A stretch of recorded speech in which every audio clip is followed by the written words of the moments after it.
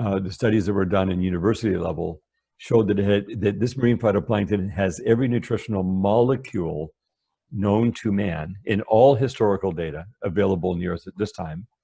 And what you're looking at when you're talking about nutritional molecules is enzymes, pigments, plant minerals, amino acids, essential fatty acids in that spectrum. And so they were in there, they were also heirloom.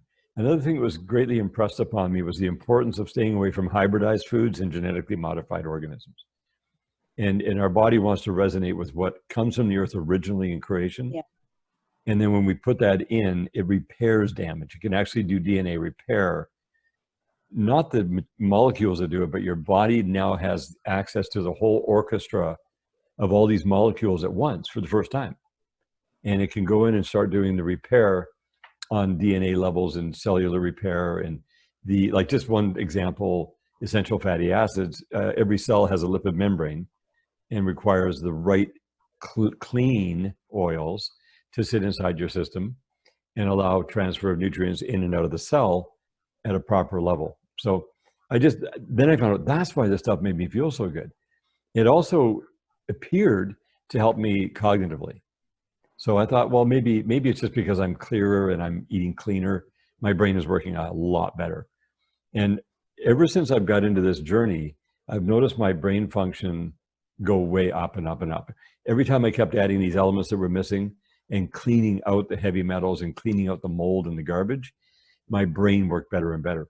Because I think each one of us are given a level of cognitive ability when we're born. And you want to be able to find out what your maximum is. It's not you're trying to be smarter than everybody else, or it's just that you want to become the maximum of what you were given.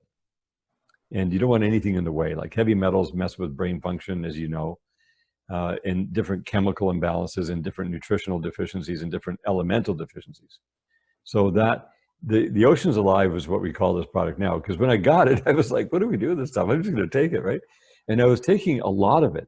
Then I found out you don't need to take a lot of it. This is a very concentrated nutrient that you just need a little bit.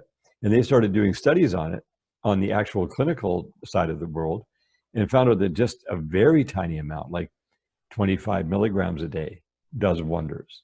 You can take more, you can't hurt yourself because it's a food, but your body can only use a certain amount as you go. And after 90 days, most people have a very big shift.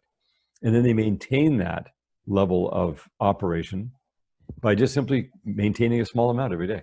And that became a product that we ended up selling because, you know, when you find out about something really cool, I just said, well, let's just tell people in Canada. But at that time, what I didn't understand is the laws in Canada would not allow us to sell that in Canada. I understand how you keep it so fresh. And I know that was a really, really big part and a lot of research. Can you just explain a bit about the bioreactors, I think you call them, where it's created? Yes, so the bioreactor is a ultra sophisticated, scientifically based production facility. And that took them, so the research started like the early 60s to even determine what strains to grow. It was until 2007 before they actually perfected the photobioreactor to produce batches that never went off. Because when a batch goes off, they lose $1 million. And because they're producing it in a large, like almost like a soccer field size, it's flat on the ground. It has these clear tubes that are using sunlight to grow it. It starts out inside under a specific light spectrum to make sure that purity is there and that everything starts properly. And then it goes outside for the last 2 weeks of the grow. It takes 90 days to grow it total.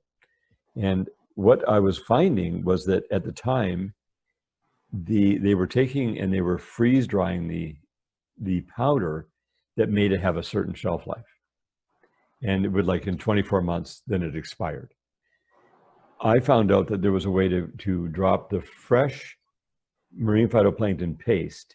So what they do is they have all the fluids, like it's like purified ocean water, real ocean water, but it's purified, coming into a centrifuge that they spin the water out of from the outside of the marine phytoplankton cell, but leave the water on the inside.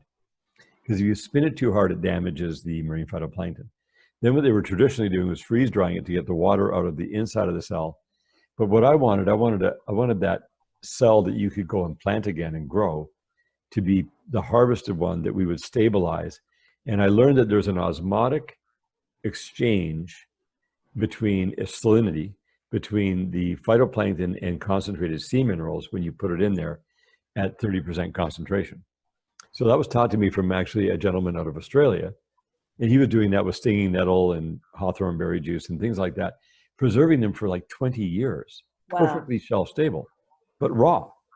And I was like, that might work for phytoplankton. Well, the scientific community in Europe, they just laughed at me when I suggested it.